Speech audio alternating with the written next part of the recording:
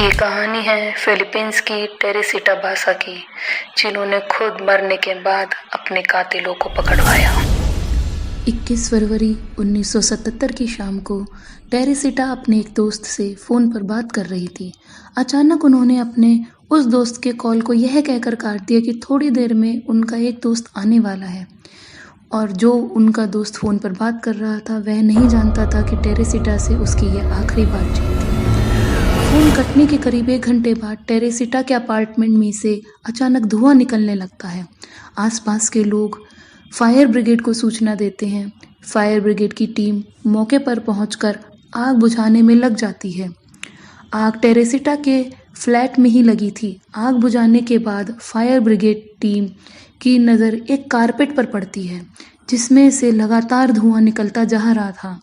इसके बाद जैसे ही उन्होंने कारपेट को खोलकर देखा तो वहां उन्हें टेरेसिटा की लाश मिली, जो कि आधी जल चुकी थी और उसके शरीर पर एक भी कपड़ा नहीं था और उनके सीने में एक खंजर धंसा हुआ था।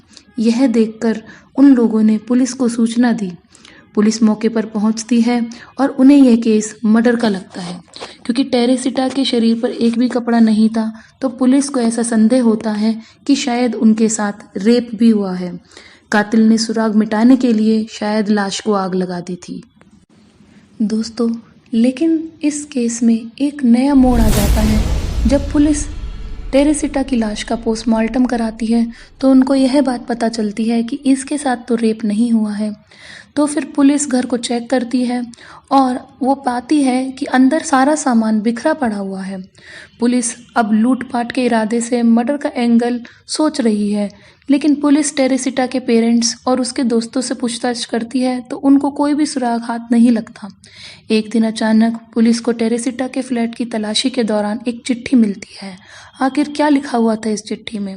इस चिट्ठी में लिखा था, get theatre ticket for AS।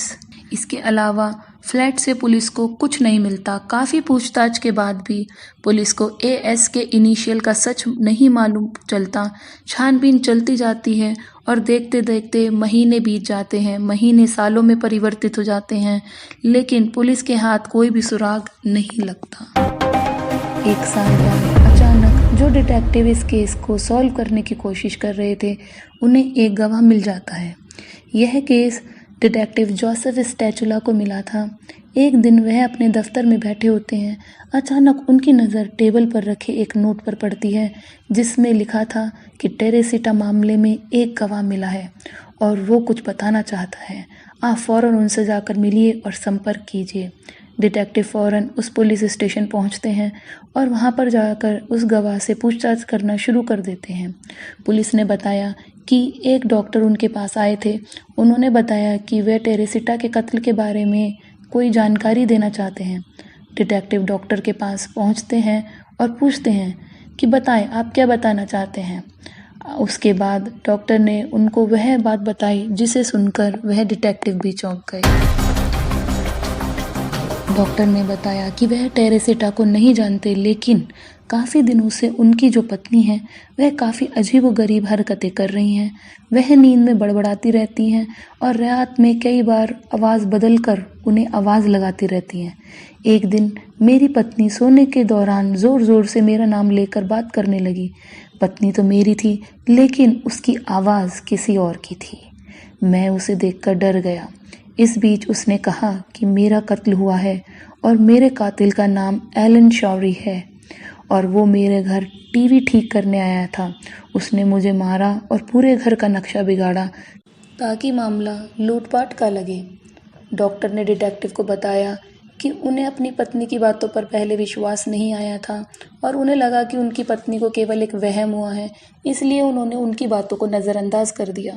लेकिन दिन पर दिन मामला और भी ज़्यादा गंभीर होने लगा, क्योंकि उनकी पत्नी बहुत ज़्यादा गुस्से में रहने लगी और उनसे ये कहने लगी कि तुमने मेरे साथ ठीक नहीं किया है, मैंने तुमसे मदद मांगी और तुम मेरी मदद नहीं कर रहे हो और इसका खामियाजा तुम्हारी पत्नी को भुगतना पड़ेगा।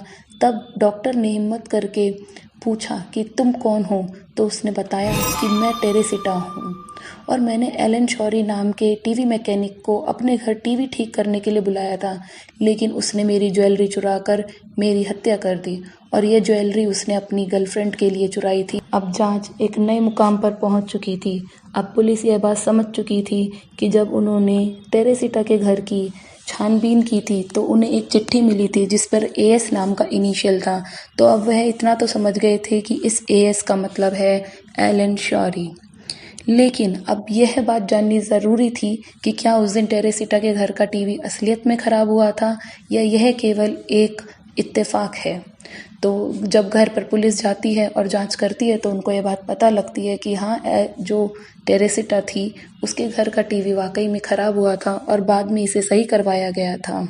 अब पुलिस जाकर एलन शौरी का पता ढूंढने लगती है तो उनको पता लगता है कि एलन शौरी उसी हॉस्पिटल में काम करता था जिसके अंदर टेरेसिटा भी काम करती थी। तो वहाँ पर जाकर जैसे ही पुलिस एलन शौरी से पूछती है कि क्या तुम्हारी कोई गर्लफ्रेंड है, तो वह हाँ में जवाब देता है। जैसे उसने कहा कि हाँ मेरी एक गर्लफ्रेंड है, तो पुलिस उसकी गर्लफ्रेंड का नंबर उससे लेती है और उससे जाकर जांच पड़ताल करती है। जैसे ही पुलिस एलन शौरी की गर्लफ्रेंड के पास पहुंचती है तो वह पूछते हैं कि क्या एलन शौरी ने आपको हाल ही में कोई ज्वेलरी दी है।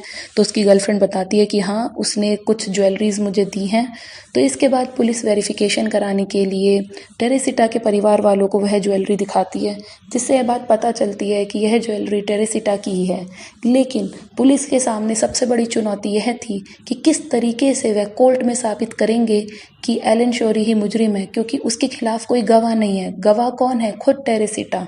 क्या कोर्ट एक भूत की बात पर विश्वास करेगा? पुलिस एलन शौरी को गिरफ्तार कर लेती है, लेकिन एलन शौरी के वकील इस केस में उन्हें बचाने के लिए यह दलील देना शुरू कर देते हैं कि एलन शौरी ने तो बस केवल चोरी की थी, लेकिन उन्होंने टेरेसिटा का कत्ल नहीं किया था। जिस समय उन्होंने चोरी की उस समय वह जिंदा थी और वह कत्ल उन्होंने नहीं किया। अब पुलिस इस बात को कैसे साबित कर सकती है कि एलन शौरी ने कत्ल भी किया है, क्योंकि गवाह क्या कौन है? गवाह एक भूत है और कोर्ट भूत की गवाही को नहीं मानने वाली। कोर्ट के फैसले के अनुसार अब पुलिस भी फंस जाती है, क्योंकि वो ज़्यादा दिनों तक अब एलन शौरी को अपनी हिरासत में नहीं रख सकती और मजबूरन कुछ दिनों बाद उन्हें एलन शौरी को छोड़ना ही पड़ेगा। इस बात को जानते ही जो डॉक्टर था उसकी पत्नी के अंदर फिर से टेरेसिटा की आत्मा आ जाती है और अपनी आप बीती लोगों को सुनाने लगती है और यह बात बताती है कि किस तरीके से एलन शौरी ने उसकी हत्या की थी। वह बहुत ज़्यादा नाराज़ थी और गुस्से में थी क्योंकि एलन शौरी छूटने जा रहा था। उसने बताया कि सबसे पहले उसने मेरी ज्वेलरी चुराई। ज्वेलरी चुराते हुए मैंने उसको देख लिया था, इसी कारण से उसने सबसे पहले मेरा गला दबाया। गला दबाने के बाद उसने मेरे शरीर में खंजर घोंपा और ताकि मामला रेप का लगे तो उसने मुझे कारपेट पर लपेटा और आग लगाकर चला गया और मुझे वहीं जिंदा जलने के लिए उसने मजबूर कर दिया। पुलिस ने एलन शौरी के ऊपर हत्या का मामला भी लगा दिया और आगे की कार्रवाई शुरू कर दी। मुकदमा चला, ट्रायल शुरू हुआ, बड़ी बहस हुई, लेकिन इस पर जज की बेंच बट गई क्योंकि यह साबित नहीं हो पा रहा था कि कत्ल एलन शौरी ने ही किया है। ऐसे में वह फिर से छूट गया। कोर्ट ने उसे रिहा करने के आदेश दे दिए थे।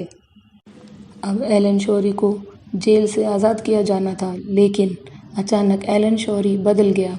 उसने डिटेक्टिव और उसके जितने वकील थे उनके सामने कबूल किया कि टेरेसिटा की हत्या उसने ही की है। एलन शौरी ने उस दिन की पूरी कहानी बताई और यह कहा कि हाँ, मैंने ही उसे मारा। और इस कबूलनामे के बाद फिर से ट्रायल शुरू हुआ और एलन शौरी को 20 साल की जेल हो गई। यह कहा जाता है कि एलन शौरी के कबूलनामे के पीछे भी एक घटना है और यहाँ पर टेरेसिटा ने ही उसको मजबूर किया सच बोलने के लिए और टेरेसिटा के डर के बाद ही वह सच बोल पाया। इस घटना के बाद पुलिस अधिकारियों के कई इंटरव्यू हुए। इसमें उन्होंने माना कि यह दुनिया का पहला ऐसा केस था जिसमें हम कह सकते हैं कि भूत ने यह केस सॉल्व किया है। शिकागो पुलिस ने इस केस को वॉइस फ्रॉम द ग्रेव नाम दिया था। इस नाम की एक मूवी भी बन चुकी है। तो कैसी लगी आपको आज की कहानी?